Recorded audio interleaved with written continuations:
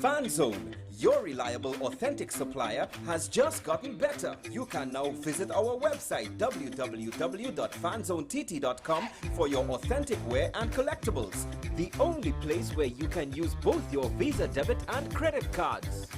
Visit our website fanzonett.com to make your purchase today.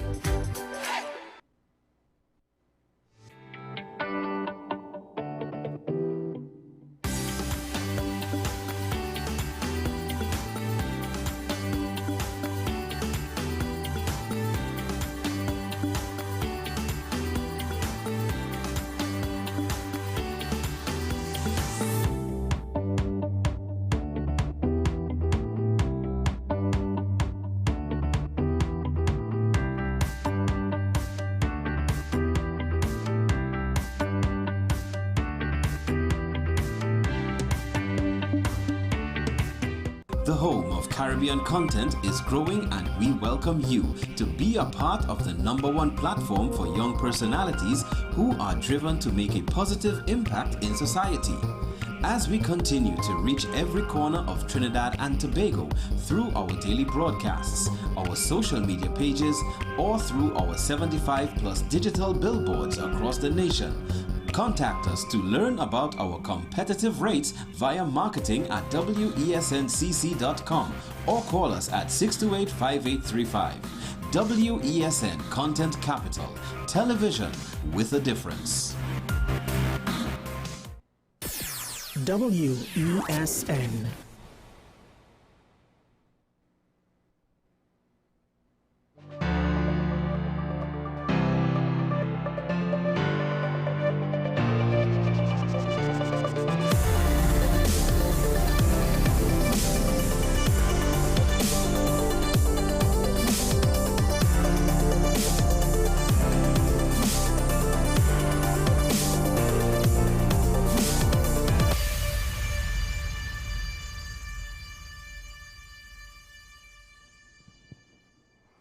Well, we're back.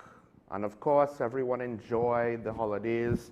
One of the interesting things is, of course, given the fact that fireworks with noise was supposed to be illegal, not entirely sure how that was implemented and technically what was allowed or not. I do know I heard a bit of noise from devices. I know of people living slightly further away but still in my area who may have been closer to said noise.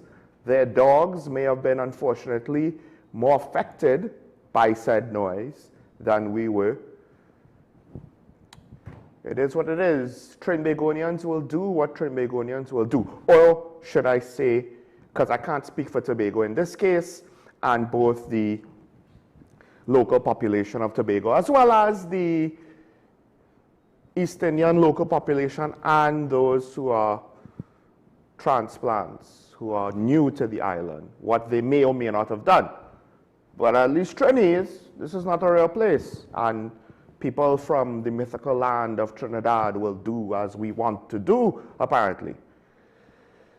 It does not help that at times the authorities or elements, subsections, partial components of the authorities turn a blind eye, condone, are complicit in minor infractions. Let's not go to the big stuff. Minor infractions. Let the people enjoy themselves. Don't mind that it could lead to wider, deeper law breaking, in theory, maybe. But as we come to now the end of Diwali, a sacred time with deep meaning, spiritually and culturally. Of course, with it comes the messages from some of the leaders of this land, messages that I don't necessarily have an issue with. I don't necessarily have an issue with the people who are giving us the message, but rather I have an issue with the futility and hypocrisy of the exercise itself, seemingly done because it has to be done, but to what end? Acting President Wade Mark gave, I believe, the address for the head of state. He had a Diwali message. Let us also use this time to prepare our hearts and actions to reflect on our own personal and national transformation. That is a very important way to phrase it. Not just personal, but we must reflect on ourselves for also the national transformation. It is but an amalgamation of all of us.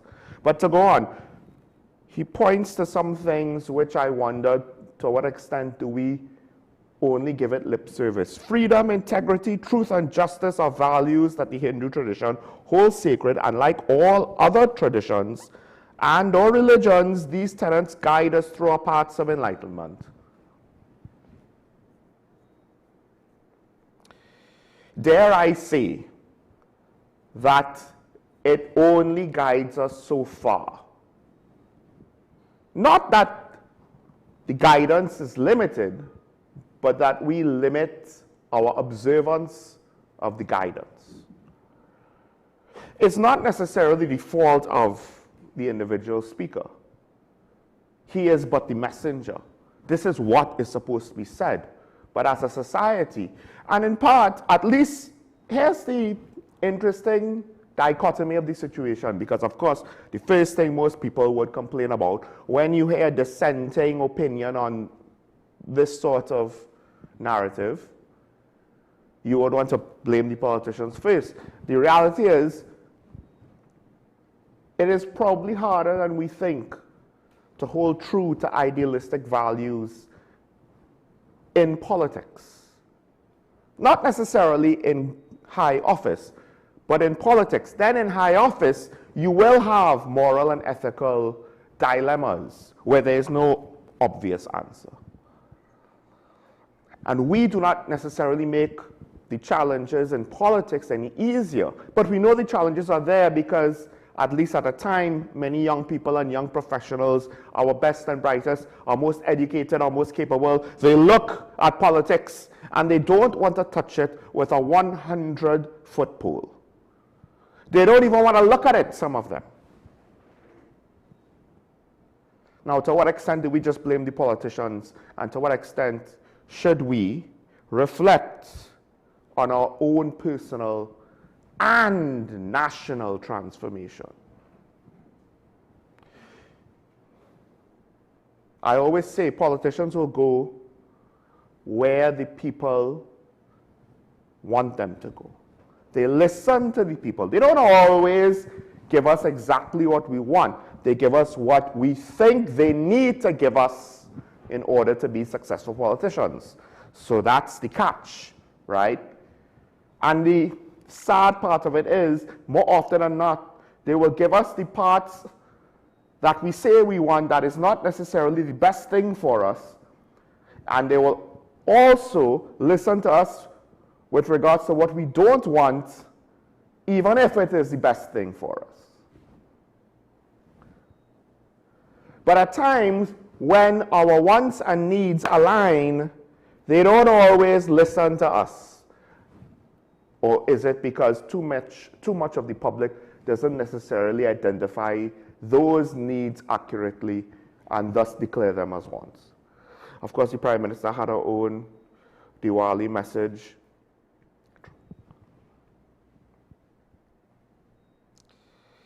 Even as challenges persist, none can overshadow our country's new promise of renewal and hope. Together we are rebuilding faith, restoring dignity, and reigniting the light of unity, progress, peace, and prosperity across our land. And of course the message goes on, we may rededicate ourselves to the timeless ideals of love over hate, hope over despair, good over evil. This of course is reflections on the symbolic nature of the day of the light defeating darkness. But she acknowledges the challenge in her message.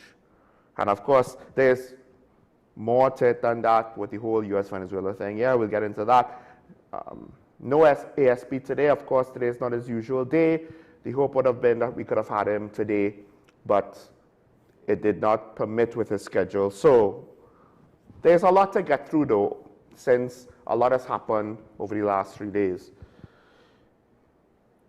But she directly says, I understand that there may be feelings of anxiety at this time, and I wish to assure the nation that my government and I have been working quietly, steadily, and decisively through every available channel to keep you safe. Now, there's a couple of things with this though. One, I think the Prime Minister has generally stuck to the brand that she created with the election campaign.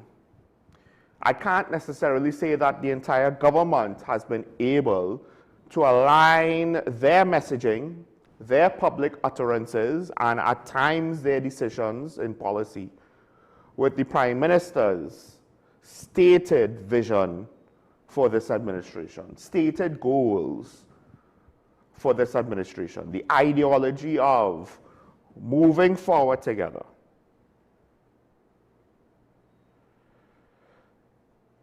Rebuilding together. And the budget is going to be debatable with regards to that, what it means, how it's interpreted. We'll get into that later today too. And one of the things we have to ask ourselves, and I'll just tease this right now, what do we want more? Do we want a Prime Minister that is thinking unity of the nation, or a Prime Minister that is thinking unity of the region? Because those things do not always align. But of course, conversely, dare I ask, whether intentionally or unintentionally, is the current administration not necessarily that successful unifying the country? Because I see signs of division, I just don't necessarily know truly how deep they are. Information like that is not always forthcoming on the national stage. That's why the polls for elections don't always read or predict the actual result. Not that polls are supposed to be able to predict the actual result, but to say that it should at least read, get a good sense of the situation on the ground. And I wonder if perhaps at times that read on the ground has not been accurate. And now, of course, it's interesting to see how the current administration, how they look at it, how they perceive it, what tools and measures they try to read the opinions of the people to get some sort of informal read on the population, indications of what is popular, what is not popular, what is working, what is not working, with regards to their messaging of unity.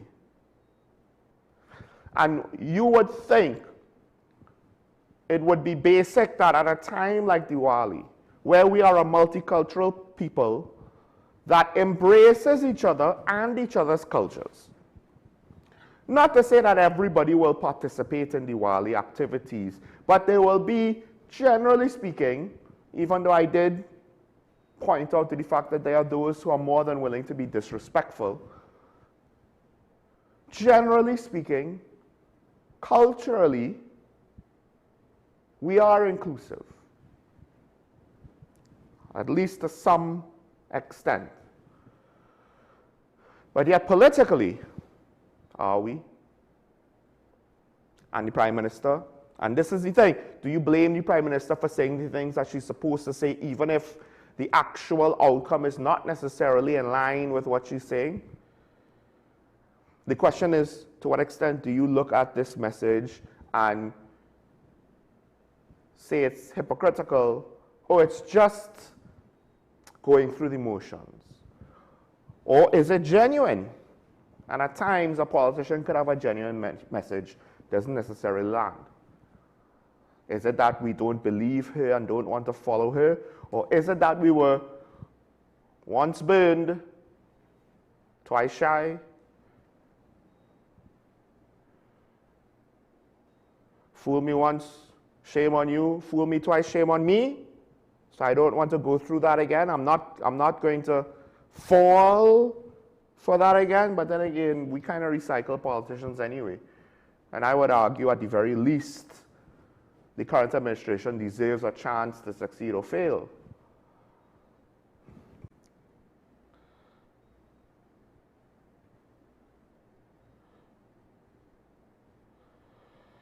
The opposition leader also had a message of unity.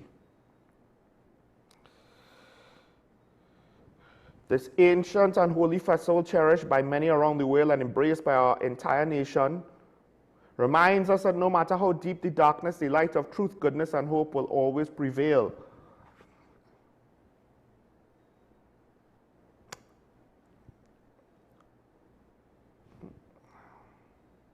The thing is, evil triumphs and good men do nothing.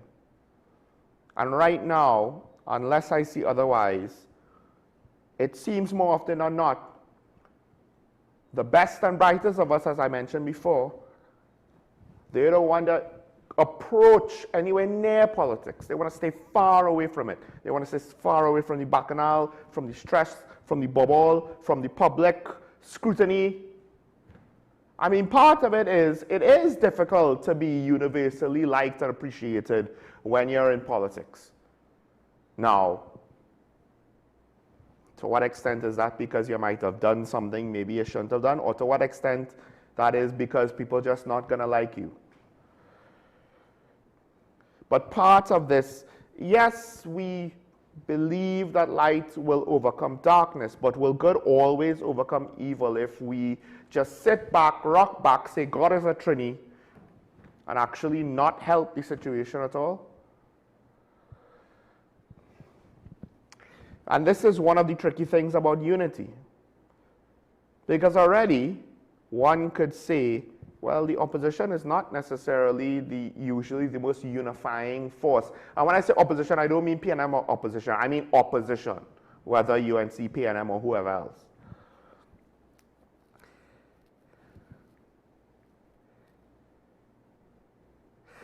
Each flickering flame calls upon us to awaken the light within ourselves, the light of compassion, of service, and of faith. It invites us to let our actions reflect the timeless wisdom from darkness, lead me to light.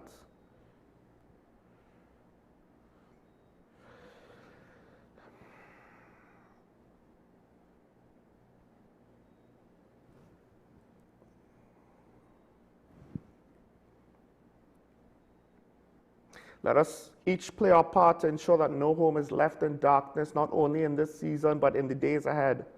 Let us use this time to renew our dedication to service, to strengthen our bonds of unity, and to light the path of progress for generations to come.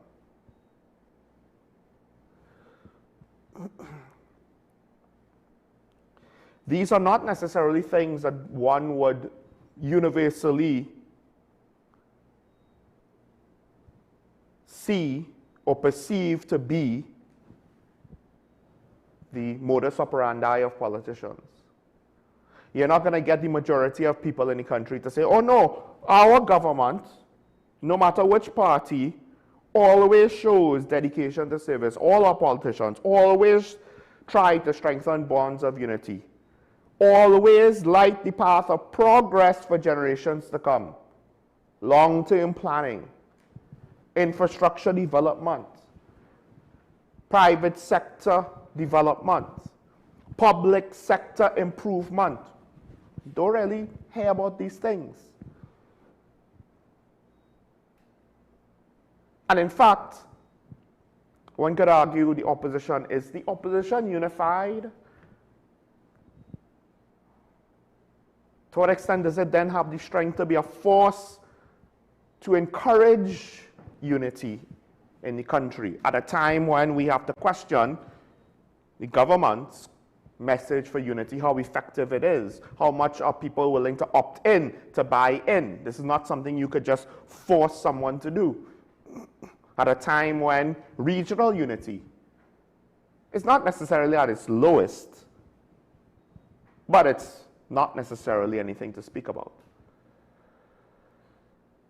Dare I say, at nearly all levels, there is little examples of unity. There's little examples of unity in our society. whether unity with an external partner or unity with each other. And our leaders speak these things which they must say. They have these messages that they must deliver. To not do so, to say contrary to that, would be a disservice, would be disrespectful to the Hindu religion, to the traditions, to the time of Diwali itself, to the spirituality, not just of Hindus, but quite frankly of all spiritual people in the country, those at least willing to respect the beliefs of others. It would be, to speak contrary to these things, a disservice to our society, to our culture overall, and to our people, not just East Indian descent, but all our people. So they must say the right thing. And at times, the low-hanging fruit, it's easy. But where are the actions?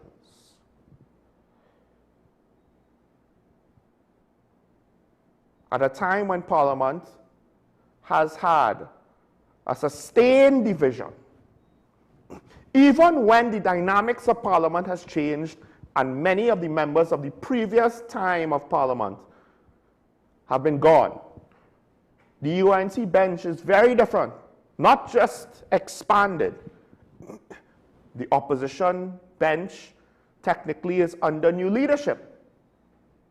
And yet, the old divisions remain. And they divide our population along the same old color lines, both rhetorically, red and yellow, and demographically in terms of race. We don't have the boogeyman of other nations with regards to racism to blame it on. Our racism is different. Our racism might not even be acknowledged by certain ideological speakers. Because when your racial majorities are different to other countries where a lot of these things get kick-started, all of a sudden, the philosophies and the theories, you need to rethink them if you want to try to apply them here. And perhaps, because of that, it both helps us because it limits the impact it has on us. What we see in the States and in Europe doesn't necessarily apply in the same way. But it also, while the limitation protects us in some respects, it also limits us, perhaps because we don't necessarily know how to even have those hard discussions. And let's not get into allegations of corruption. Let me put it that way. I'm sure there's a UNC supporter that says, yes, all the PNM corruption in the last 10 years. I'm sure there are PNM supporters that could point to things that happened in the partnership and things that might be happening right now. And what they don't necessarily understand is that they're both in the same boat. They think they're in different boats, but they're not. They're in the same boat. They're in the boat of uncertainty. They're in the boat of speculation. They're in the boat of everyone's corrupt, it seems. They're in the boat of we're not demanding better. They're in the boat of we're not actually trying to do more. And maybe that's the real unity. Not the unity to strive for society to do better, not the unity to follow a singular vision with a North Star to guide us on the path of progress for generations to come. No, no, no, no, no. The unity is in our complacency. We are unified in our ability to avoid responsibility because the sheer anxiety of trying to, take our responsibility with regards to our own country, take it just slightly seriously. We can't have that now. Why do we need to do that? God is a Trinity. We jamming still. Weather alerts could happen, price of alcohol could go up, price of gas could go up, although it went down in the budget, I understand that, but at the end of the day, even for the most reviled P&M administration, price of gas could go up, but they ain't right yet because we jamming still. And I hoped, and I'm not necessarily removed of that hope, that the election signaled something, even if it was small, a new change. But of course, at the end of the day, even with the influx of different people, of a different mentality, of different ideas, and we assume to be different approaches into the new administration and its cabinet, at the end of the day, I wonder to what extent is it just the veneer of change, the veneer of progress? Because at the end of the day, we are ultimately never going to be more than different sides of the same coin. And everybody that dislikes that statement, I challenge you, really and truly now, what is the practical difference? Yes, they institute different policies, I get that. But really and truly, what is the practical difference? Because in terms of communication, they seem too similar. Because at the end of the day, what we get is the low-hanging fruit more often than not. What we get are the words that must be said. They are obvious that they have to say it. And when they give it to us, we applaud in a manner that suggests we understand this is just the time that we must applaud. They go through the motions, we go through ours, and then once moments like Diwali are over, we could get to going back to business as usual, our lives as before. Has anything changed? Do we use times like this to reinforce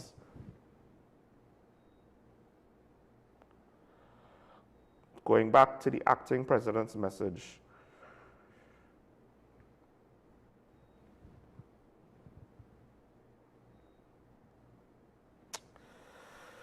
I guess we're not going back to the acting president's message.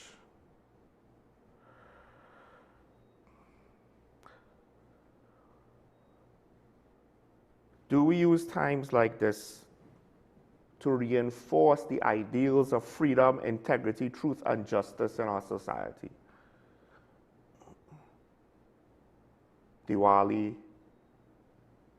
Christmas, Easter, and so on and so on.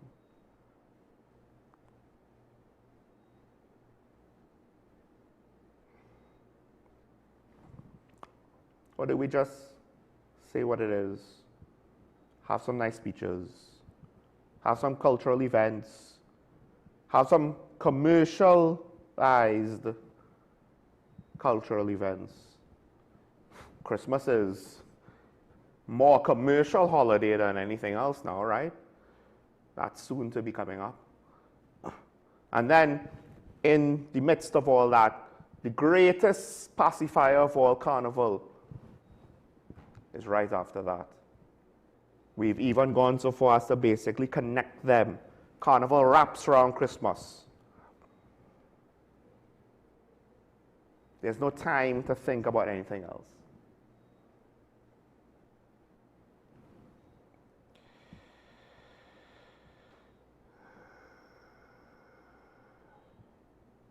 All right. I guess that's my now annual Diwali message. Not necessarily one of rainbows and unicorns and positivity and sunshine. But maybe we shouldn't end with a dour note this part of the show. I'll say this.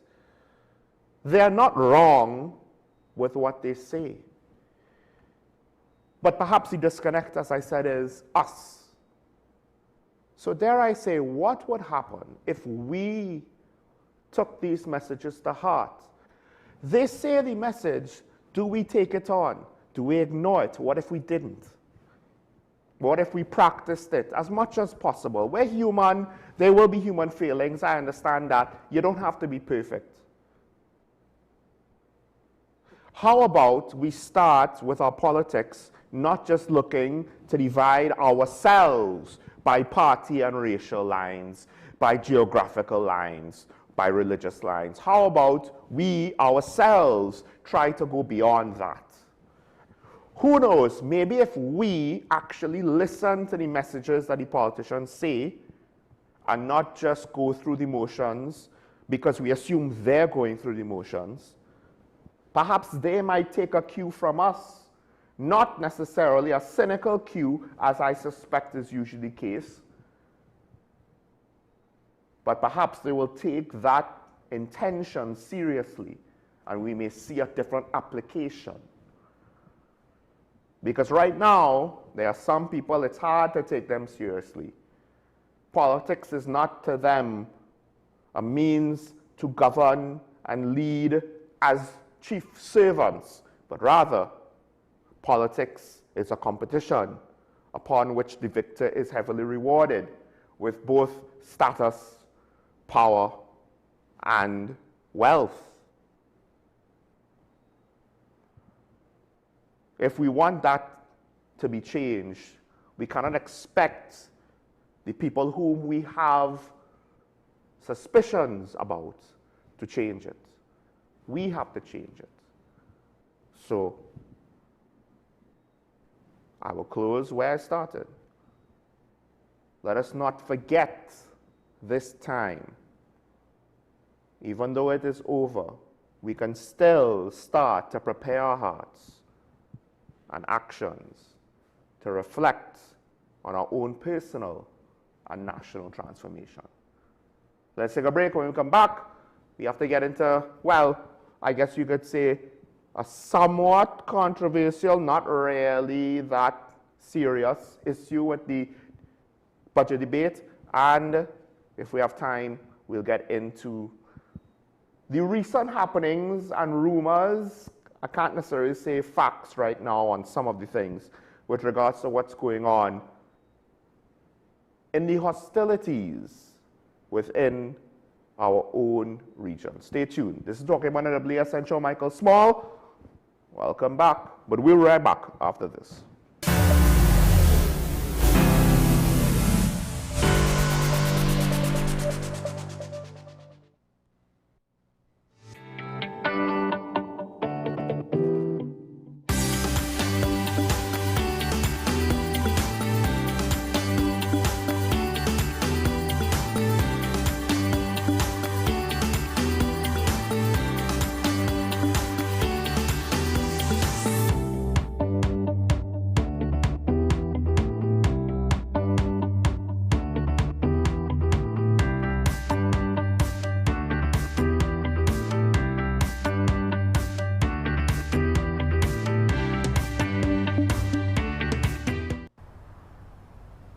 Bill and Ruth fell in love with the Benjamin Moore color Dry Sage, but they tried to match it using another brand's paint. I mean, it's close enough. Almost identical, really.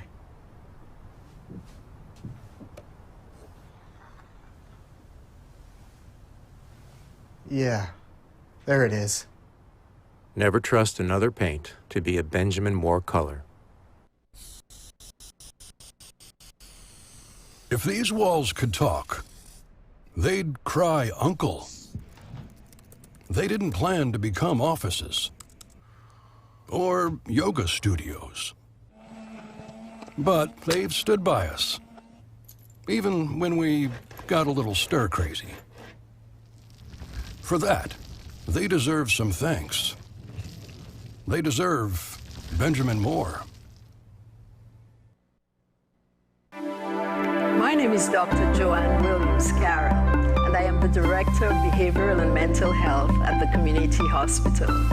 At the Community Hospital, we believe in nurturing mind, body, and soul. Through our our counseling and chaplaincy program, we will provide you with support and strength you need to help with your mental and emotional well-being. Give us a call. The Community Hospital of Seventh-day Adventist, where good private health care is affordable. Low energy? Heart concerns? Migraines slowing you down? It's time to take control of your health. Join Wellness Unlocked, the series that brings expert advice and real solutions for a healthier you. In our latest episode, learn how Jameson CoQ10 can help support heart health, boost energy, and even reduce migraines. Get the science, the stories, and the steps to power up your health with CoQ10. Don't miss Wellness Unlocked. Watch now on WESN and start your wellness journey today.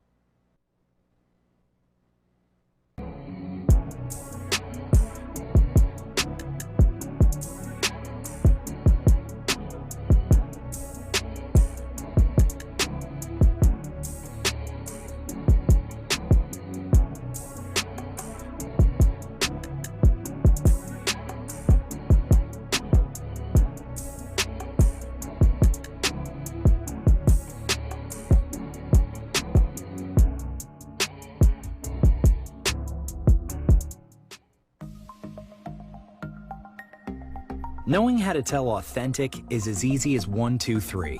Find it, match it, search it. Step 1. Find the style number on the tag. Step 2. Match the style number inside the jersey with the number on the tag. Step 3. Search it. A quick Google search of the style number will verify the jersey is authentic when the search results match the jersey being searched. Don't be fooled by counterfeit jerseys. Before you buy, remember to find it, match it, search it. Fan Zone, 2 locations nationwide. Center City Mall, Chaguanas and Movietown, Port of Spain. Nationwide delivery available. Our award-winning show is back, and this season promises to be even more exciting than before. What's Up, Doc isn't just a title. It's a call to action for anyone who wants to improve their health and well-being. Join us on this thrilling ride towards better health on WESN Content Capital. Take some time for yourself or spend some time with the family at Sandy Point Village Hotel. Enjoy our various studio and suite apartments, self-contained with their own kitchenettes and Wi-Fi. We also have our famous 100-foot swimming pool and our beachfront restaurant, the Steak and Lobster Grill. And our location in Crown Point puts us near the center of activity from the nylon pool to the local nightlife. Call us and make your reservations at 639-8533, 389-2378 or email us at sandypointvillagehotel@gmail.com.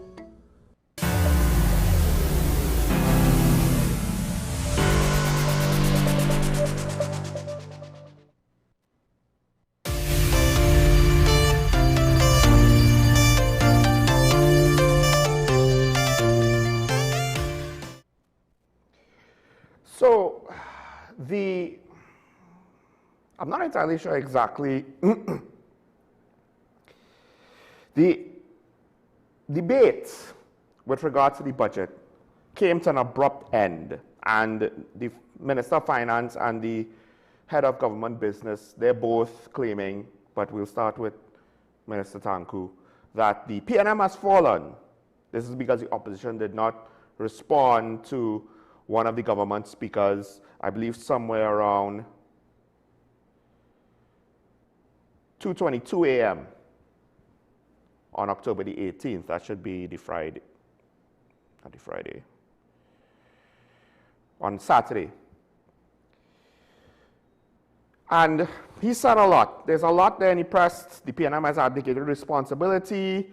The opposition all had the opportunity to talk. Several of them chose not to. The leader of the opposition vacated the chamber. She's abdicated her responsibility again. He had a lot to say. But this will be one of the shortest wind-ups ever of a national budget because there's nothing to respond to. Members of the opposition ducked and ran. They shirked their responsibility. House Leader Barry Padarat, Minister of Public Utilities, he also had similar things to say. The budget 2026 debate ended abruptly on the very first day of debate as the PNM collapsed, unable to criticize budget 2026 and abdicating the responsibility to speak on behalf of those who elected them. And I want to point out, though, one thing that Minister Tanku said, not just they came unprepared, unresearched, unscripted, right? And he referenced the fact that apparently the opposition leader was sent to the Privilege Committee over her accusations against the Speaker of the House, which I could understand why she made those accusations. His behavior is not unfair per se, but you can perhaps question things based on how he effected his duties. But he said it extended to her contribution because it was filled with misinformation. She manipulated the figures, presented them to the public as facts. After all that, the opposition collapsed. Now, my problem with this is, that's nice. Do you have examples? And can you give us detailed information? Because, and let's be frank, I'm not saying this, and then you could say, Sean, well, it's not like the opposition provide a set of detailed information themselves. I mean, generally speaking, I've seen the level of detail that the opposition gets into. They're making, at least in some cases, specific claims. Can the government have specific counters and not just say blanket, well, they're wrong?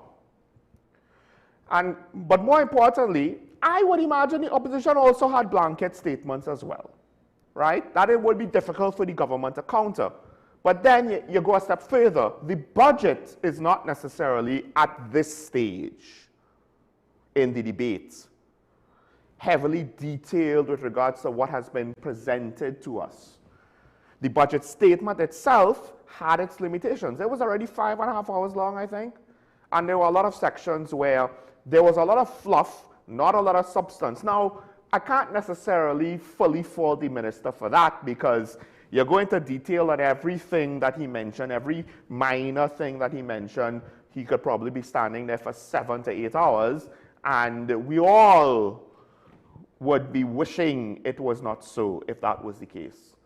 I'm sure a lot of the public would just zone out and tune out of the budget at that point, obviously. He himself, I doubt he could continue for that long. But the key to why I have a hard time just taking what the government says with regards to this, with regards to these two members of the government specifically, what they said about it, 100% at face value, is what the opposition said. And it seems, and maybe I'm wrong, but it seems to me quite reasonable, per se. So, members of the opposition, they also spoke to the press. Leader of Government Business, Marvin Gonzalez, he basically points out, right, that it wasn't that they were unprepared, but rather, he said at around 2 a.m. on the 18th, I believe it was, they started to realize that a lot of the government speakers were not necessarily the big shots, the senior members of parliament, aka the ministers, right? And he said he believed the strategy of the UNC was to let all the PNM MPs speak, so they would not have a chance to respond to busmark stories or ministers scandalizing or breaching standing orders. With only 5 members remaining, we decided, after the member for Claxton Bay completed his contribution, we would not put in another speaker so that the government can run the 20+ speakers that they still have to participate in the debate.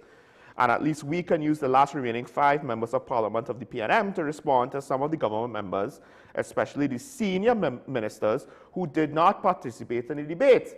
And again, just on the surface of this makes sense. What are we waiting on in the debate, even members of the public? For the ministers now to have their contributions so they can explain what's going on in more detail with their portfolios. Junior ministers that are just speaking about the budget in a general sense, that do not have the same level of responsibility and thus are not going to give the same level of information, What's the point in comparison of responding to that as opposed to, say, Minister of Homeland Security, Minister of Public Utilities, Minister of whatever, Minister of Education, Minister of Health, etc., etc. I haven't kept track of who exactly spoke, but it's true, I did note, at least to some extent, a lot of the government speakers were more junior ministers than anything else.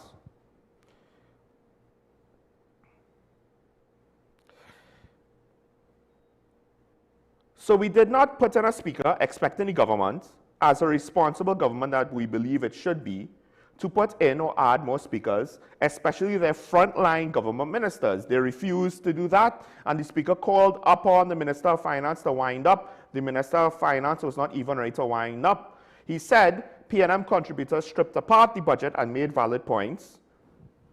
That's his claim. I'm not saying it was or it was not, although I did see some of the claims.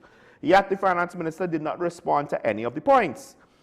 It's interesting because, again, the government said they were irresponsible, they shirked their responsibility. Now the opposition is saying, you didn't respond to us, you didn't continue debate, you just kind of abruptly ended it because it seemed like you didn't know what to do.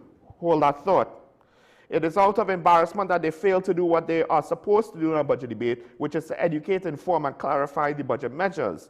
The Prime Minister did not have the opportunity to expatiate and tell us what's going on with the thousands of retrenched workers. I think they are embarrassed, and that's why they tried to turn it around. Opposition Chief Whip pointed out the Prime Minister did not attend Parliament, even though she was, according to the Finance Minister, expected to explain what will be done for CPEP and URP workers. The Opposition Chief Whip also pointed that the opposition leader being sent to the Parliamentary Privileges Committee is a distraction over the budget presentation.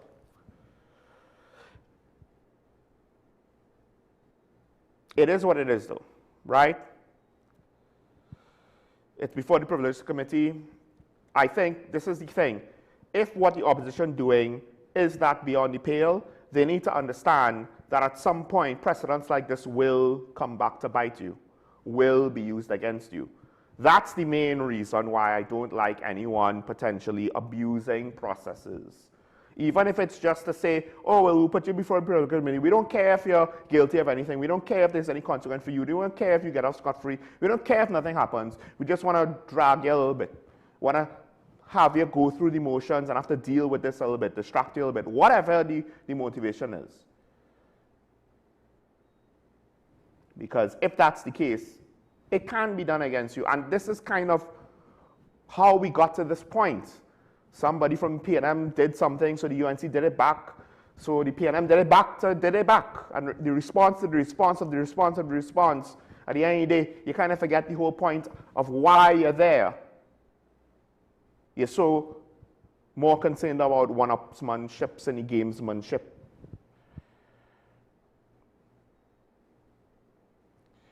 Now, the opposition does have some points, right? Call me a bit. He's a former Minister of Finance. I have questioned his competencies, but he has had the post for a long time, is an experienced politician, so at the very least, while we would question the whole Auditor General situation, he should know some things.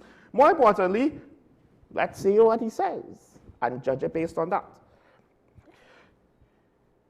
There's questions about the estimates upon which government revenue is based. He points out, literally the report says, he pointed out, international agencies estimate the price of oil in 2026 to be between US $50 to US $60 per barrel, while the government estimated oil price for the budget was $73.25, inflating revenue by at least $1 billion. Now, I get it because it's the same defense that former Minister Imbert used.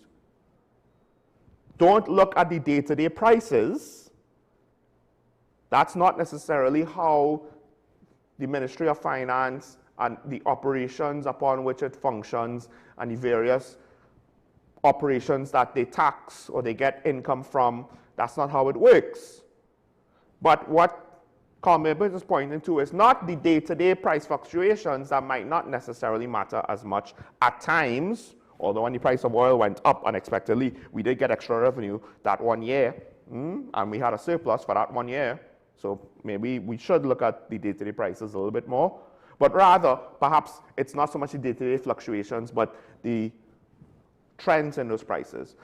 But he's going beyond that. He's saying, look, these are the estimates for 2026 of international agencies. Generally speaking, this is the range that they're looking at for the year. Why is it reasonable? So we're not looking at the day-to-day fluctuations. We're looking at what we think is a stable, realistic price. And it seems as though the government estimate price is not within the range of other stakeholders in the international oil and gas sector. And if that's the case, and it's inflating revenue by at least $1 billion, what does that mean? Well, potentially it means that that money is not going to be realized. It won't exist when the time comes. So now all of a sudden you have to question, that deficit of only 3-point-something billion, is it really going to be that small? And before anybody kicks up a fuss, I question the PNM's deficit every year with regards to the fact that there were many expenses that they just didn't allocate money for, and thus were not, as far as I was aware, on the books of the budget. But anyway, to say that the expenses were there and the deficit was even bigger. Now, Minister, my apologies, I'm not the only one that makes this mistake, but former Minister MP Colmibert, he goes on to say, the annual debt service payments were 11 to 13 billion, but the government allocated around 7 billion. And he says the problem with that is that debt servicing must be paid. It is a charge on the public account, so it has to be paid first. So that 5 billion they took out with creative accounting from the documents, they have to put back in. Now, I don't know exactly if it was creative accounting. I wouldn't necessarily just take him on that. But the point is, they're saying that the debt service payments are going to be less, potentially. The real question is, why/how are they saying that? Maybe the minister's information is wrong, but this is a case where he presents a concern. What is the government's response to it? Because he said, now when they put back in that 5 billion, they will either have to increase the deficit by borrowing another 5 billion to pay for that. That is to say, if you actually pay off not just the 7, but the 11 to 13, right? So it might be an extra 5 billion you need if it's on the top. You have to borrow another 5 billion, or they will have to cut back on a lot of things that they are going to do. And he says that he expects that cutting back on allocations or expenditures in other areas is what they're going to do. He also questioned the NIS situation, saying that the more recent report says that it wasn't as bad as what the 2020 or 2022 report said. I think it was the 2020 report, saying that they didn't do their research. I'm not too sure, because I do think in recent years NIS is still a concern. So I don't know if he's cherry-picking his facts here, right? And perhaps because it sounds better to people, I don't want to be have to work until I'm 65 to get my NIS, or whatever it is, right?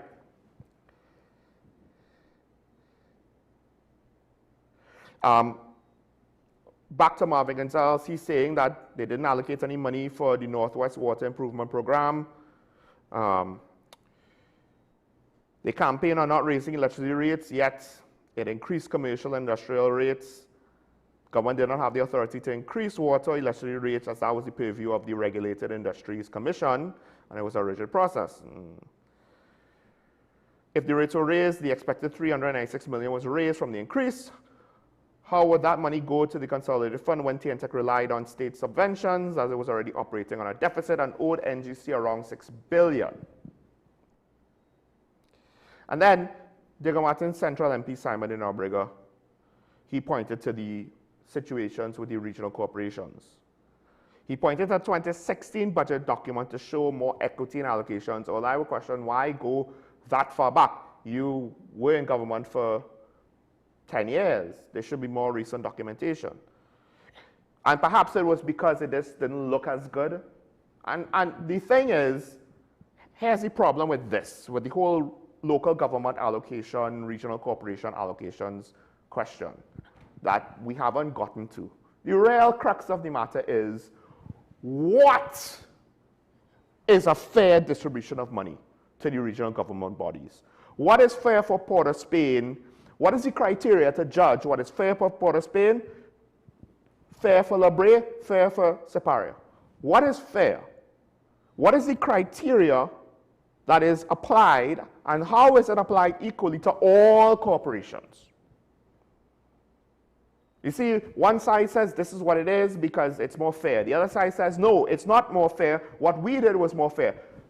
Scratch that. Let's get to the crux of the matter. What is the methodology that you calculate these things, and now show us why that methodology is both fair and that it is equally applied.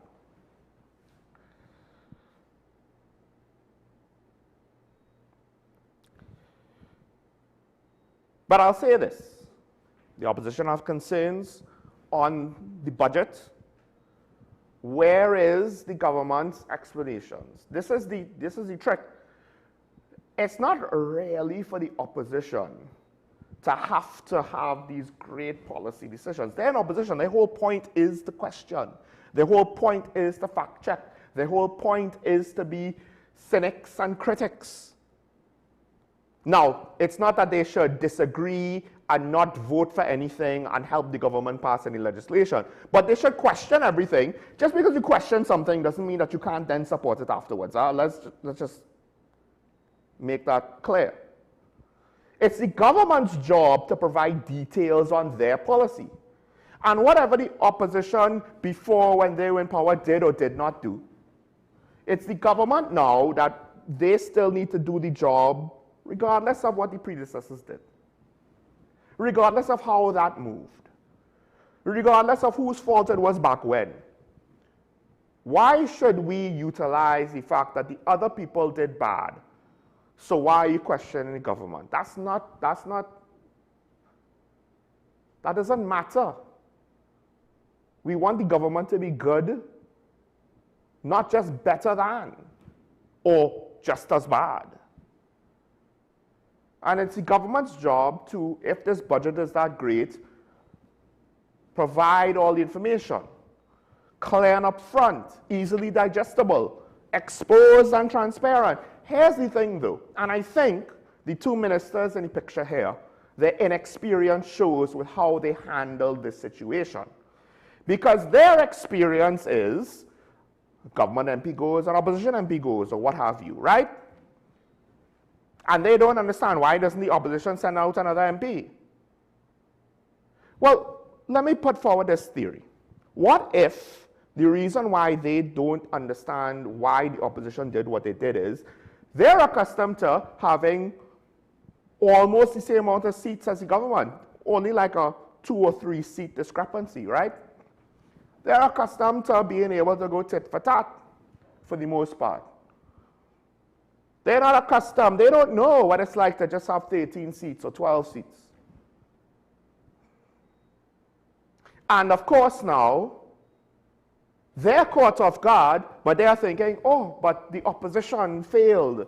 So let's take a victory lap and say, look how they failed. We're winning. We're winning. We win again. We always win. I don't know if that sounds like somebody, you know, who's inexperienced and doesn't always know what he's talking about in politics. Not a Trinidadian, just saying. I don't necessarily think that Ministers Padarath and Tanku had any sort of bad intentions when they called out the opposition. I think they just honestly thought, hey, look how unprepared they are, that's a bad sign. Not realizing, hey, they have other considerations that when you were in opposition, you didn't have. And one could argue, they should have probably, once they saw junior minister come out, non-minister come out to speak, they should have probably not even responded, because there's so many ministers that they probably need to respond to. And dare I say, the real criticism to be made of the opposition is, maybe they should have recognized the scenario sooner. Why didn't they? And perhaps the assumption would have been that ministers would have spoken first and then junior ministers would have come after. And the implication with that is the ministers or the government may have known what it was doing. And I don't know if they're trying to now spin it, but I honestly think they just couldn't identify the fact that the opposition was doing what they believed they had to do. Now, you could disagree with it, but to say that they're unprepared and they're shaking their responsibility, like I said, it was probably irresponsible for them to send out what? There are 5 left, so they sent out 8. You could argue about 5 of that 8 was wasted. Of course, the leader of the opposition had to go when she had to go, I would imagine. So, I am ascribing this to the government ministers and spokespersons in this case because I rather hope it is not just another example of political one-upmanship, political gamesmanship, where they're more concerned about winning than actually governing. Because the campaign slogan, when UNC wins, everybody wins, it is more profound than we think. It is the truth. When the government wins, we all win. If the government loses, we all lose. And whether or not the opposition understands this and practices in a mode that agrees with this or not is irrelevant.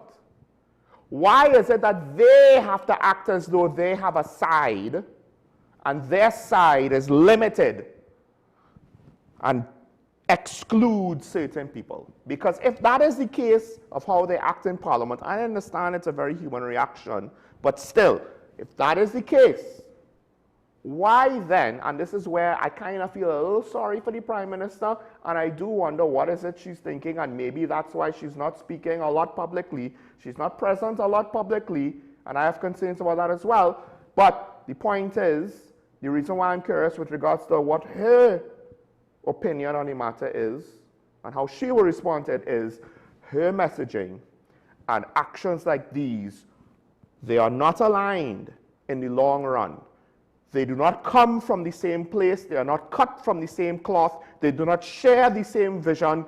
They are not looking forward with the same North Star to guide them. If we want to have a message of unity, let us see unity, not schoolboys thinking they won the game of catch.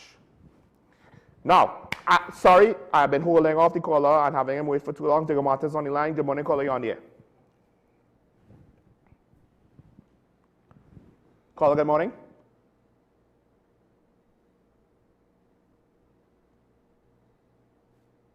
True.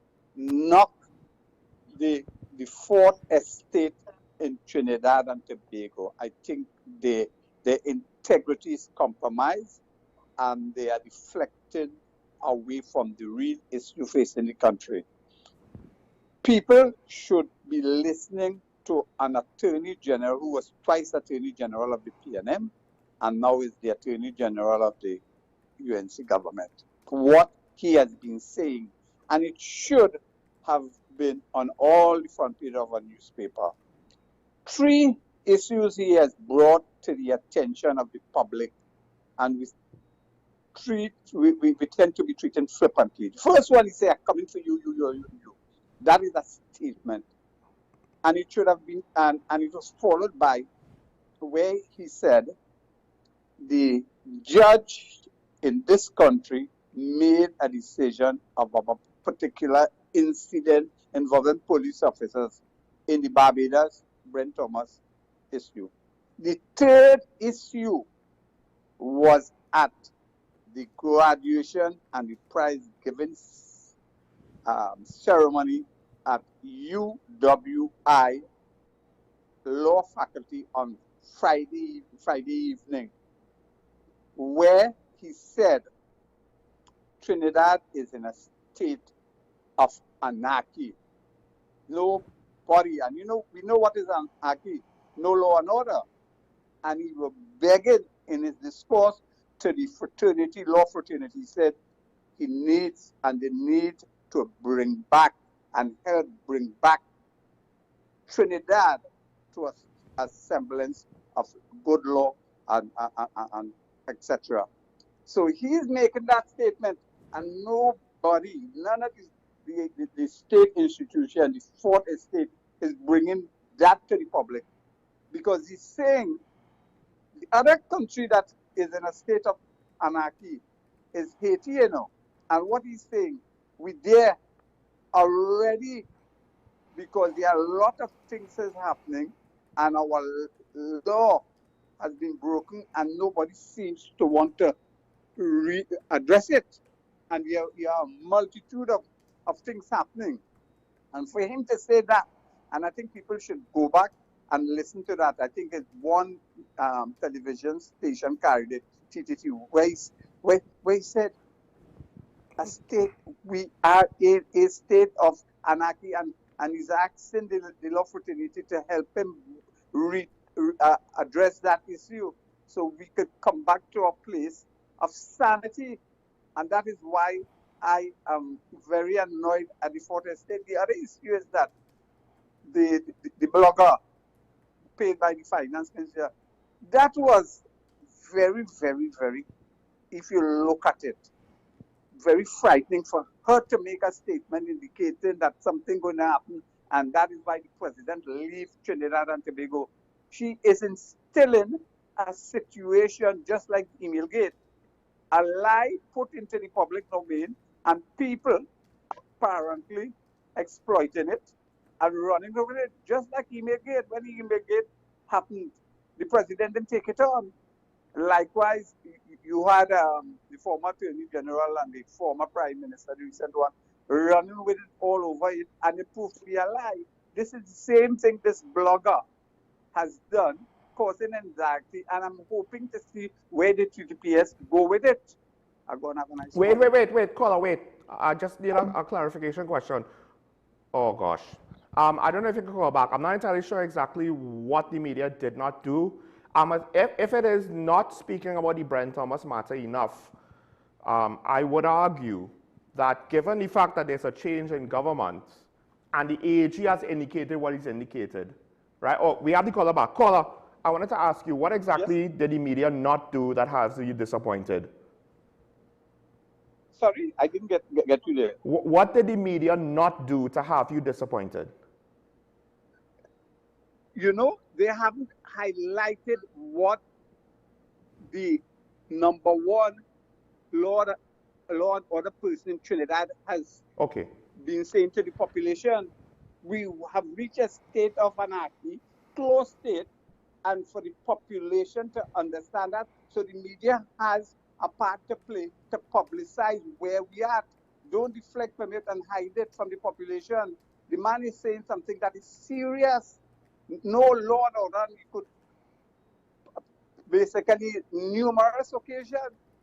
For example, a salient point is when President May Weeks did not account for misbehavior in public office, but with the merit list, when he said that he would investigate the Brent Thomas issue, when nobody seems to want to take it and prosecute it and discipline the people responsible for it, when we had corruption in the boat issue, and what he's saying, and he's pointing out in a subtle kind of way for the newspaper to carry, link it together, and say, look, people, we under the gun, our society is broken, and if we don't reverse our course, we could end up like Haiti. That is what he said.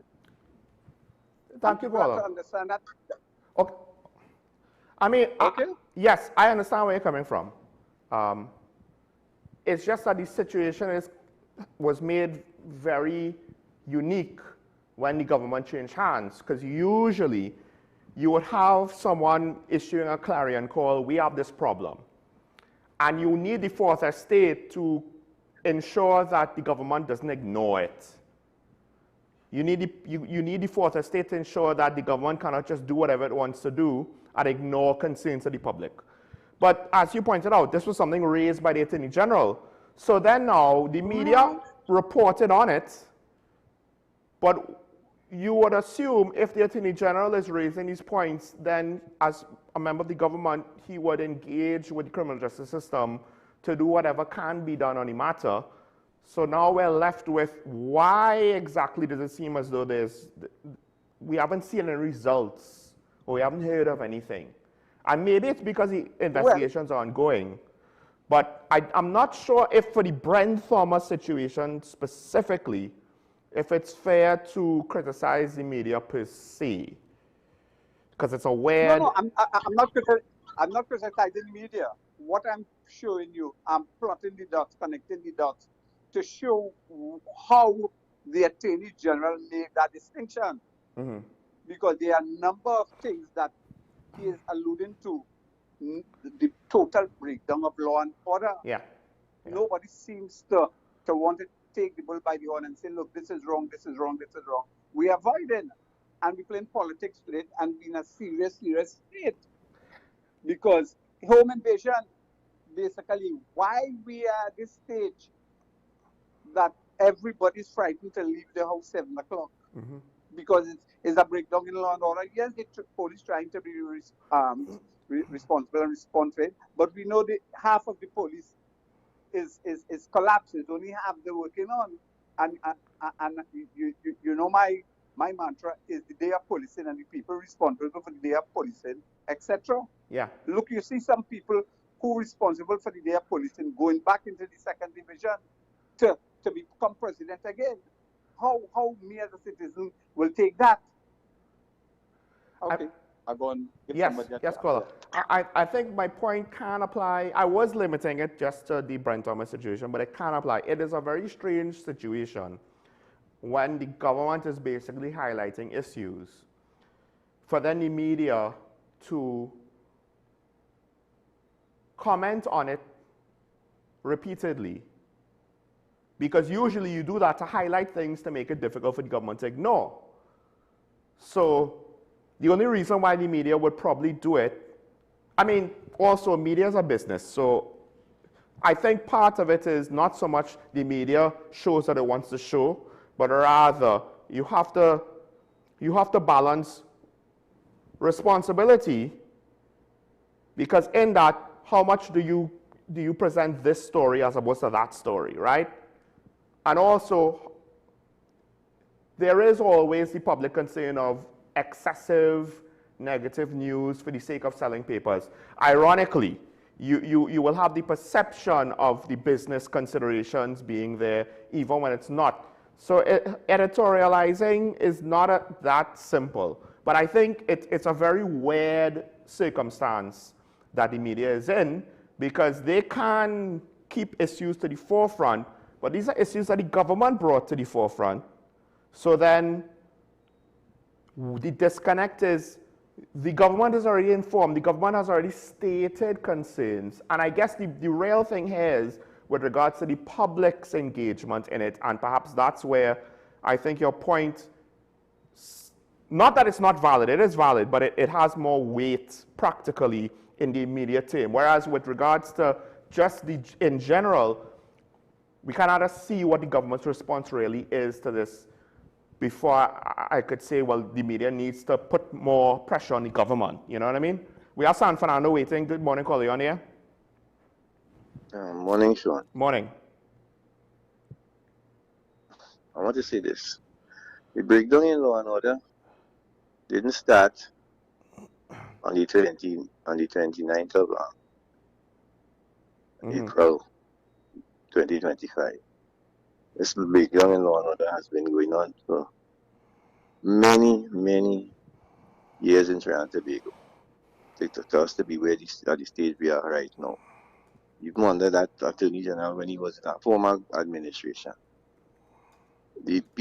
some of the people responsible for the day of policing, that going back to want to be the head of the second division, the police service second division union.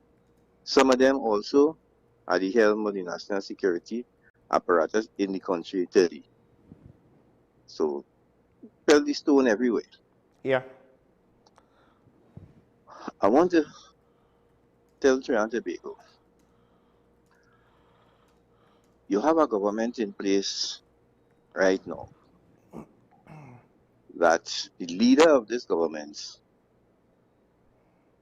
before the election, the year before the election, not too long, 2025, said in public that party before country. And the governance that we see in all that you talk about in the situation with the debate of the budget is about party before country.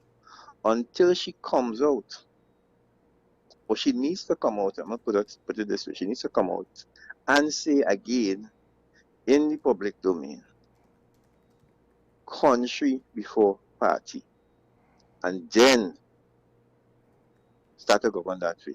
Because the governance right now is about just what she said, party before country. That is what's going on in Trinidad and Tobago right now. And people are going to see more of that party before country governance. Have a good day, Sean. Thank you, caller. And for people who want to discredit what the caller just said, I would argue you could have said the same thing in the last administration, right? The motivations, the methods, the means, that could be very different. But the end result, and look, some of it, I'm not going to say all of it is intentional. Some of it could be unintentional.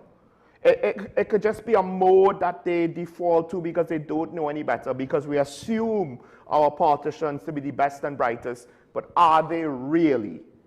Or is it rather the ones that just rise to the top of the political infighting?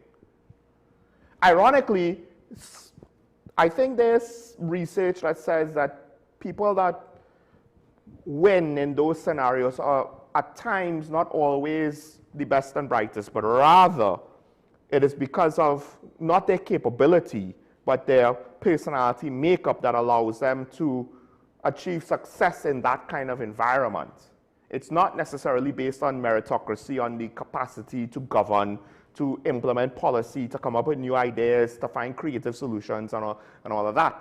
It is rather the ability to maneuver in what is a self-serving, narcissistic environment for the most part.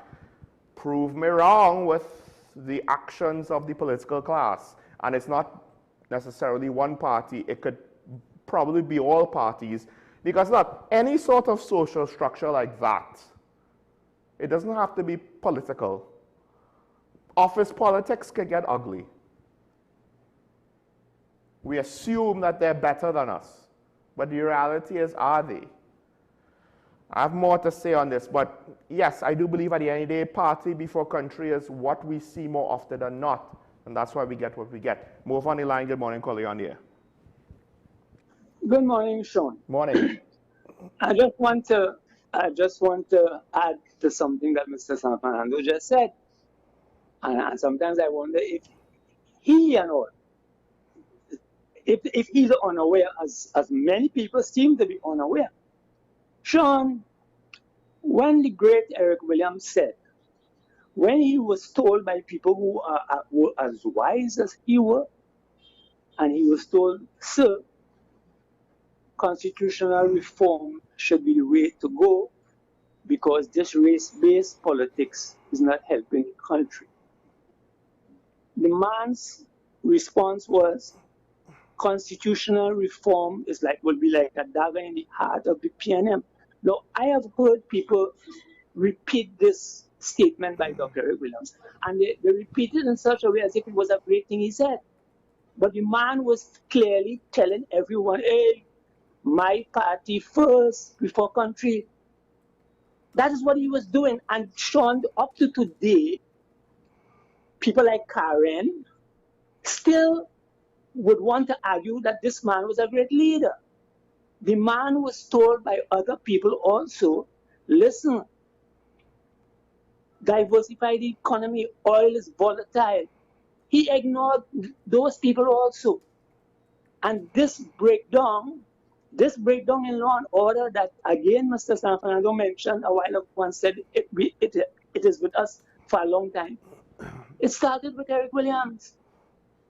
You understand, Sean? I mean, if I could just read something for you quickly. From independence and even in colonial times, the PNM have been involved in scandal after scandal. There was the gas station racket, procurement of video aircraft, log joint, Point Lisas contracts, Trinidad to Sorrow, Carmody racetrack, ECO scheme. And I can go on, 960,000 Leyland bus scandal. How could a government with such a track record be still is being called and a leader, a man in charge of all that? How are we still calling this man and this party great? Somebody needs to explain that to dumb me, because I am dumb. I don't have a degree and stuff. So Karen is coming tomorrow, so according to the situation, I might ask her the same question. We need to start dealing with truth.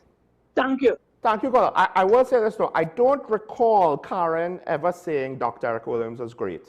How are we still calling this man, this party great? Right. Somebody needs to explain to them. Is that a echo in my ear? I don't have a degree and stuff. So when Karen is coming tomorrow, so yes. According to the situation, I might ask her the same question. We need to start dealing with truth. Thank you. Thank you. I will say that. Oh. Well, she said thank you again, and I think we thought he. Yeah. Okay. Okay. So the call is gone. No, I was just gonna say, with regards to calling Eric Williams great, I don't think anyone that's a regular on this show has called Eric Williams great. I think the main thing is more with what Dr. Kirkmew said. We disagreed with not acknowledging him as the first prime minister, as just like a factual point in history. And in fact, that's the whole crux of your whole argument. As the first prime minister, what did he do? What did he not do? What did he do wrong? I will say this, shades of that. I'm not discounting what you said. The PNM started it, and what happens is, because when you engage in tribalism, because that's essentially what this is, to kind of oversimplify it, it's tribalism. In this case, the tribe is the PNM tribe / the Afro-Trinidadian PNM tribe. I wouldn't necessarily say all Afro-Trinis are under that. And then you have the Indo-Trinidadian UNC tribe, not all Indo-Trinidadians under that. Tobago has its own other dynamic. It's the tit-for-tat mentality. Well, the PNM did it, so we could do it back. Because Philip did potentially review what might be a prevailing theory in some circles of the UNC, that the East Indian demographic is now the majority or the largest demographic, right? It was already close to 40%. The Afro-Trinidadians were close to 40%. I don't know if he's now wanting to claim that it's above, not just larger than the Afro-Trinidadians, but maybe close to 51%. I don't know. He didn't go into details. Maybe he was just shooting off the cuff, and maybe he was just ranting without that much thought. I don't know. It could just been from him. It could be a thought that someone within the UNC had. But that just goes back to, if that's what they think, they might end up in the same spot Eric Williams was in. So I agree with you, that kind of thinking, not so hot. But, and one could argue, it is a normal human feeling of, you hit me, I hit you back. So you operate like this, well, that's how you operate, that's how we will operate. And I guess now the question is, who is going to break the cycle? The thought, my thought was legitimately this administration might have started, because you can't build Rome in a day, start to break the cycle. But there are indicators that no, they are doing business as usual as well. Now, the question is which one, because in all governments, it's multiple people, right? So there are multiple agendas within the government agenda. At the end of the day, there are multiple political agendas, whoever has aspirations for whatever. I think of that of the PNM, I think of that of the UNC, but the thought was, at least before now, the Prime Minister did a good job of clamping that down. One could argue she was holding on to power within her party. One could argue she was getting rid of negative elements in her party. There's many ways to view it. Regardless, I did see, not that it was 100% a positive, but I did see positive aspects of it and the positive consequences of it. It was not all negative. Except now, I do wonder if the individuality has come out a little bit. And that's why I'm not necessarily going to say the government is not living up to expectations, but rather I'm seeing signs that is inconsistent. And this is the unfortunate reality of when you just have two parties on the national politics that you take seriously. It's tennis. They just trade serves. And we get what we get. Now is the time. You see, the thing is, the early times of this administration is the time when the public should be the most vocal on what they would accept and what they won't accept, and what they would tolerate and what they would not tolerate, so that things do not get indicators that it will be allowed. Because human nature is, give them an inch, you take a mile. And I believe that's what happened in PNM. They thought that the public was fine with how they were running things until in the end, when the public was like, no, we're not. And it all came crashing down. But why should it have to be that we have to take 5 to 10 years to just say, well, we vex with you and we kick you out? Why not, I don't know, give them feedback up front? Because that's what you have in HR. You don't give the employee feedback and then you vex with him, and then eventually you reach a point where you have to fire him because, you know, you can't salvage the situation anymore. Whose fault is that, the employee or yours as the manager? Now, the voting public, technically speaking, is the boss of the politicians. We kind of just view the power dynamic somewhat incorrectly. We appraise them, and we decide to appoint or disappoint them collectively. And do we live up to that job? So the PNM did a thing. Now we just allow the other side, whoever the other side is of the day, to do their own thing. Well, the NAR got a real poor hand. Got dealt a bad hand if that's the case. Because they didn't get any leeway. Oh, wait, I'm sorry. They just didn't say what we wanted them to say. They just didn't do what we wanted them to do. They just didn't tell us what we wanted to hear. They told us what we thought we needed to hear. What they thought we needed to hear. And maybe they were wrong, but we have some comments to get through. Let's put up the first one. The unemployed, employed, retired must always be able to meet the basic cost of living expenses. People will get along better. This can be achieved worldwide. This comment, that employed there after the unemployed, I'm not entirely sure what you mean by that. This comment actually is multifaceted. It can be achieved worldwide. The trick is, do you do it under which system? What's your starting point? Capitalism or communism? Capitalism or socialism? Capitalism, it's very difficult to get all the nuts and bolts in alignment because you're allowing the system to have a lot more individual initiative at lower levels in the decision-making process, right? In theory. Of course, when you get the mega wealthy now who control a lot of resources, it kind of belies that point. But the point is, it's not centrally planned by a government. Even if you take the mega wealthy, it still means that the resources are spread out amongst multiple decision makers, right?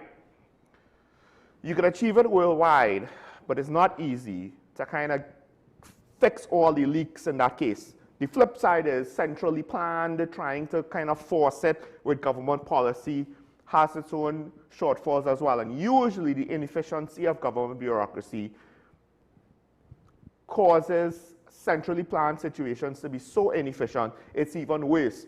Under the capitalist model, the efficiency compensates more for the imperfections than the central planning does under a communist socialist model, right? So can it be done? Well, for us and for our people, that's tricky, right? That is tricky. But then it's also now, you go a step further. Do you deal it with the income side of the equation or the price of living, cost of living side of the equation? And the cost of living then has a lot of things that can be done. The income side has maybe not as much things, but it has a lot of things that can be affected there as well. Now is the current government, that's the thing with the budget. You might say you want it done this way. Is it the only way? Because then now, there are pros and cons to every approach, and you can get negative consequences. If you just give people more money to spend, you could get inflation, which will wipe away the buying power of that extra money. And turn it into a net negative. But then there'll be people in society that did not get those increases who are now lower than where we started off this whole exercise with. And therein lies the risk. This is why GDP growth is so important. Because that's a way to get more money that will not necessarily lead to inflation, because if there's GDP growth, that means there's more goods and services out there. That means you have something to spend the money on. That means demand can be better met. Supply can keep up because it's growing, because GDP is growing. Let's go to the next comment. The PM has doubled down on her support for the U.S. even though 2 Trinidadians were murdered. In fact, she asked the reporter to ask the U.S. Embassy, have our sovereignty been ceded to the U.S. Also, did she invite officials from other embassies to the Diwali dinner at her home, or only U.S. officials? Here's the thing with this. Now, the last part, that I can't necessarily speak to how much capacity she had, who was invited, who not. I mean, I understand the question. It's not an irrelevant question. It's a reasonable question to ask. But to say that we're going to get the answer, and there could be mundane reasons why, right? And again, perhaps something like this will also be more pertinent over the course of 5 years as opposed to just, okay, this one time. You know, maybe it's an approach where I rather just have one guest and then next year it might be a different guest. If next year it's the same guest, well then the implications of the question has even more weight. Now, doubling down on support of the U.S. even though 2 trainees were murdered, have we ceded our sovereignty? Were they murdered on TNT soil? 2 of our nationals went somewhere else to do we don't know what. And this is assuming the report confirms that they were on the boat. Did we say the same things about the Trinidadian nationals that went to Syria to fight? Were these 2 men acting under the authority or on behalf of the government of TNT? This is with regards to just the ceding authority, sovereignty part. Was it done in our waters? I'm not too sure. Maybe it was, right? But why is this a breach on sovereignty if your nationals die somewhere else, not in your country? Now, here's the thing.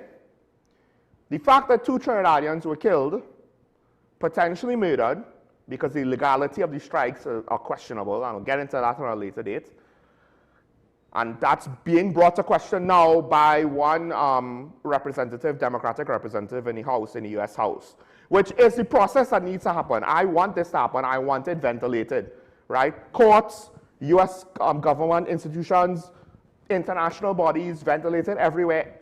All of these things need to figure this out on their own jurisdiction. Just because 2 Trinidadians died technically doesn't change anything. If you believe that they are drug dealers and you want to see harsh penalties against them, it shouldn't matter what nationality they have. More importantly, if you have concerns that these killings are extrajudicial killings, are borderline murder or outright murder, they could be, one could consider this outright murder. It doesn't matter what nationality they have. If it's Venezuelans, we should be concerned. Granted, yes, as the nation of TNT, we will have more concerns if our people are victims in this situation. But the point is, because we protest about Palestine, we protest about a lot of things here in TNT that doesn't originate here in TNT. So if we want to have a principled stand on things like unnecessary use of force, which is rarely the issue, extrajudicial killings, which is not just the issue in this case, but I would argue it is an issue that is not always highlighted here in TNT enough, and is not always treated enough, and is not always seen through to a proper resolution enough. But anyway, we have that here as well. We don't have to look to the Americans, but let's not say just because we have it here doesn't mean we can't say nothing about it. I have no issue with anyone that disagrees with these killings, because I myself am looking at a similar situation where they did not have to do killings and destructions of boats outright. They didn't do that in other parts of the world in similar-ish circumstances. Why do they have to do it now? So, under anti-terrorism laws that was inherited from the time of Obama, this might actually still technically be legal. Doesn't necessarily make it right. People said that about the drone strikes against suspected terrorists. These are suspected drug dealers. Not proven, not convicted. All right, do we have another? The speakers I want to call on the next MP to speak are not leave to be automatic, so the speaker erred.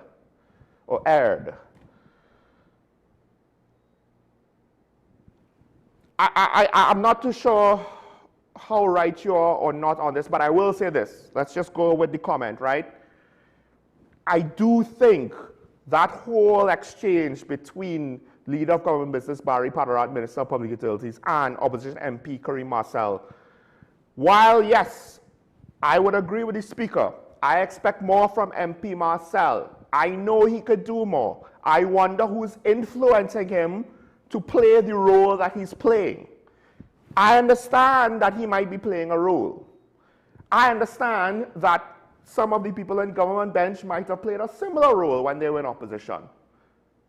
But now it reached the point where the Leader of Government Business, whether intentionally or unintentionally, the speaker allowed himself and his authority to be usurped by the Leader of Government Business. And it probably was unintentional, but it was telling that the Leader of Government Business is also not conforming to the rules of Parliament. When the speaker stands, you sit and you shut up. But he is acting as though he is in charge of Parliament, demanding that MP Marcel sit down.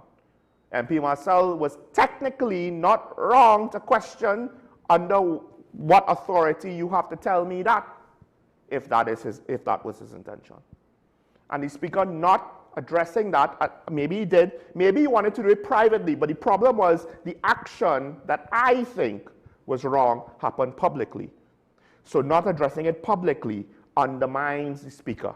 And in part, there is an angle for the opposition to take to criticize the speaker. So now that when you're saying that he erred, I could see, yes, perhaps the Speaker of the House is being too deferential to the government bench, and the Leader of Government Business.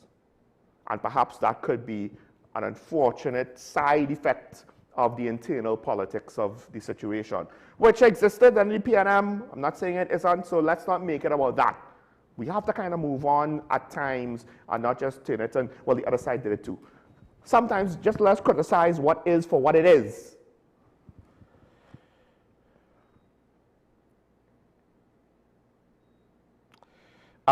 I don't know if we could put it up. A commenter is asking for clearing at the river at Keris Valley Avocat. I apologize, in their area, right? Saying only promises, no attention. Do I have a contact number for that ministry or secretary? No, we wouldn't. Only what will be available publicly, unfortunately. So this is an appeal. I do know that media is monitored. I don't necessarily know if the appeal will be acted upon. That's all I could say about that. But this is an appeal for the river needing clearing. And I don't know now if this is somewhat of a fallout because there were multiple dominoes. So it kind of started with when CPEP and ERP workers were let go. Now certain areas look as though they have not been maintained for a while. And then to what extent did local government bodies try to compensate, at least initially, right? How did that eat into their budgets before of the previous year? Now we got into this year's allocations. What is on the agendas? And to what extent is this river falling through the cracks because of whatever the politics of your area is? I don't want to pretend to know. We have another comment. We can put it up.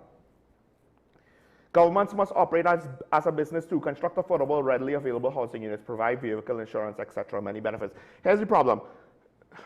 The issue with that is governments will always have a social dimension. So take jobs. The port, according to Michael Anisette, who is, I'm not sure if he's still the head of the Seaman and Waterfront Workers Union, but I believe he is still part of JTOM. But speaking to him about the port, I believe he basically acknowledged there are too many workers on the port because of this one need a job for somebody they know, they get asked. The politicians throw people in there to have work.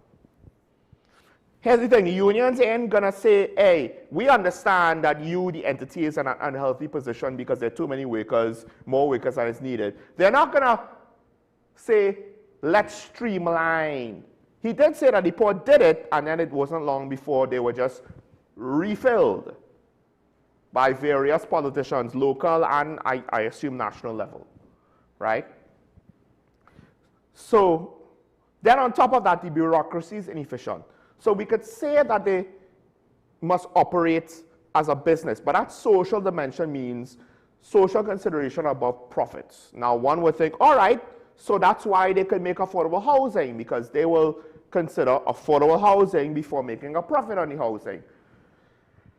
But then it would be who get the contract, how much work, how much jobs is provided in the contract, who gets the job for the contract, who gets the subcontract, how many jobs does that provide, who gets the contracts for supplying, not just construction, and so on, right? And then it turns into, this is the problem, the social dimension gets out of control because it turns into that eat or food situation.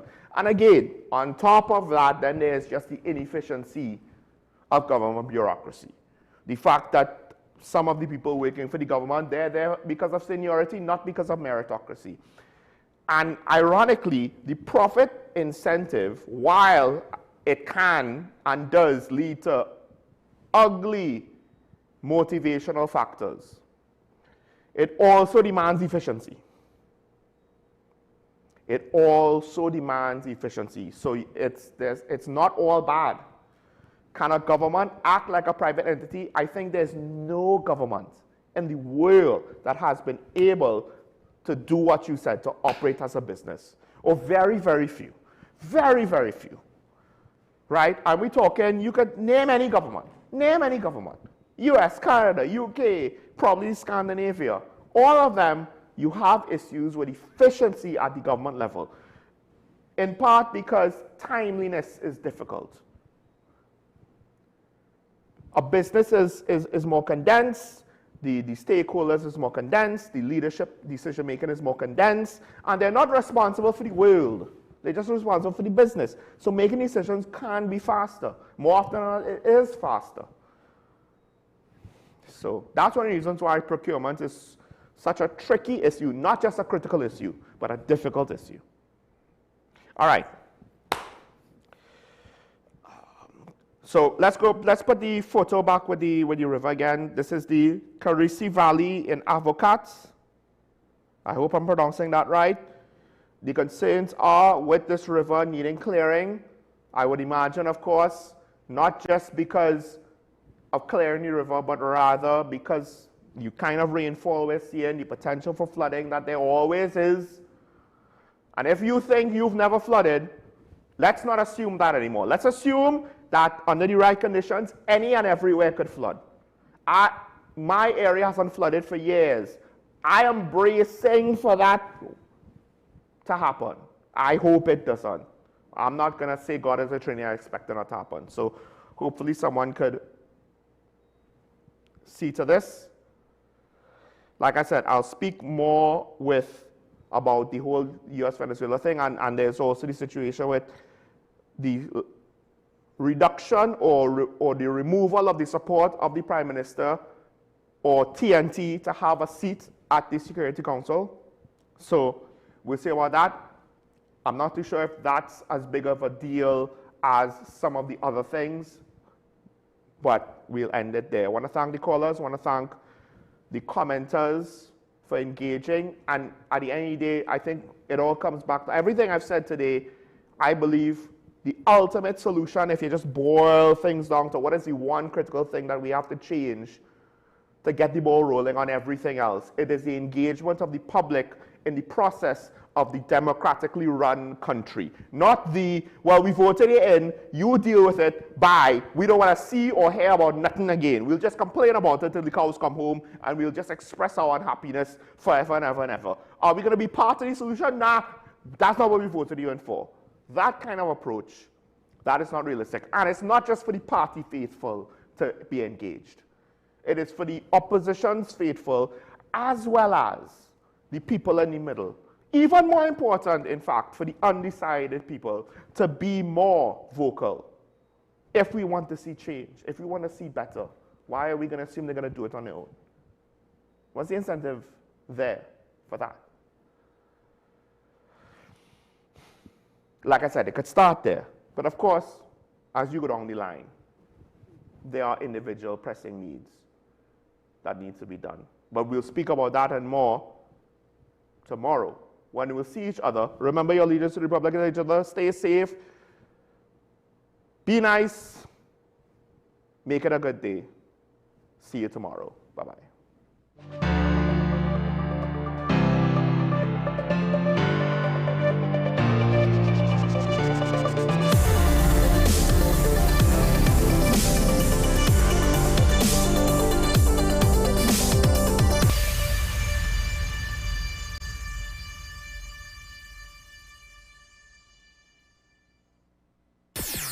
WESN